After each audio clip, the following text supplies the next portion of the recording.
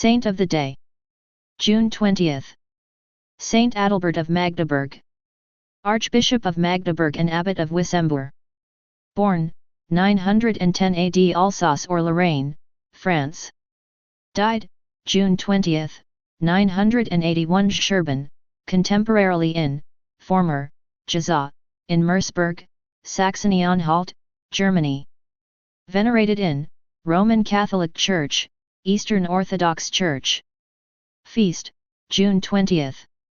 Adalbert of Magdeburg, known as the Apostle of the Slavs, was the first Archbishop of Magdeburg, from 968, and a successful missionary to the Polabian Slavs to the east of what is contemporarily Germany.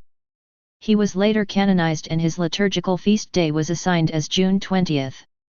Saint Adalbert or Saint Vojtěch, as he is known in Czech, has a fairly high-profile presence in Prague.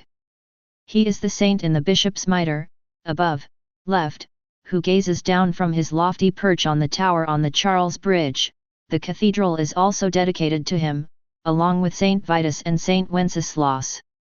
But this veneration by the people of Prague came a bit late in the day for him because when he was alive, the local people had a fairly low opinion of him. They ignored his pronouncements and chased him out of Prague twice. An unlikely and disrespected bishop. Vojtěch was born around the year 951 to the Slavnik noble family in Libus and Sidlanu. He suffered a grave illness as a child and his parents bargained with God, promising that the boy would one day become a priest if he was spared. Once cured, he was packed off to the Benedictine monastery in Magdeburg where he came under the tutelage of the Bishop Adalbert of Magdeburg. Impressed by his mentor, Vojtěch took the name Adalbert as his confirmation name and, upon the death of the bishop, he returned to Prague where he was ordained a priest by Dietmar, the first bishop of Prague. Dietmar died soon afterwards and Vojtěch, with only several months of experience of being a priest, suddenly found himself invested as the Bishop of Prague. Unlike his predecessor, Vojtěch renounced materialism and attempted to lead a life of frugality, dominated by fasting and preaching. He spoke out against the slave trade, polygamy, and married priests, but he found the local Czech population was rather disinterested in his opinions. Unfortunately for Vojtěch, his family background played against him. He was a member of the Slavnik clan, who were rivals to the ruling Přemyslid dynasty, and although Vojtěch was supported by the Holy Roman Emperor Otto III, he encountered resistance from the local Czech Duke, Boleslav II. A notable low point came when Bishop Vojtěch unsuccessfully attempted to stop a mob from murdering a woman accused of adultery, who despite his protests, killed her anyway. An irate Vojtěch then excommunicated the mob, the worst punishment within the Roman Catholic Church. His edict was ignored. Exile. Despairing, Vojtěch left Prague for Rome and asked Pope John XV to relieve him of his office. He spent the next 5 years in Rome, before the Archbishop of Mainz, Vojtěch's boss, who had invested him as bishop, requested that he return to Prague. The Pope ordered Vojtěch to return, but gave him a get-out-jail clause, allowing him to leave Prague again if he encountered resistance. Vojtěch returned, only to be met with the same derision that had driven him away before. He played his get-out card and headed to Hungary as a missionary, before returning to live in Rome.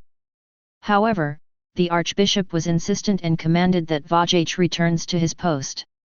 The new Pope, Gregory V, ordered Vojtěch back home, but at this point, Vojtěch was met with open hostility, with Boleslav II going so far as to murder Vojtěch's relatives and burn them out of their homes.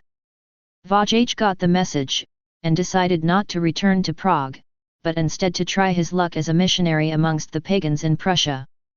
This didn't work out particularly well either, and he was taken hostage by a pagan priest and ritually stabbed to death on April 23, 997. Worth his weight in gold. A Polish duke, Boleslav the Valiant, then paid the ransom, the weight of Vojtěch's remains in gold, to the pagan tribe, and Vojtěch's body was buried in Tymen.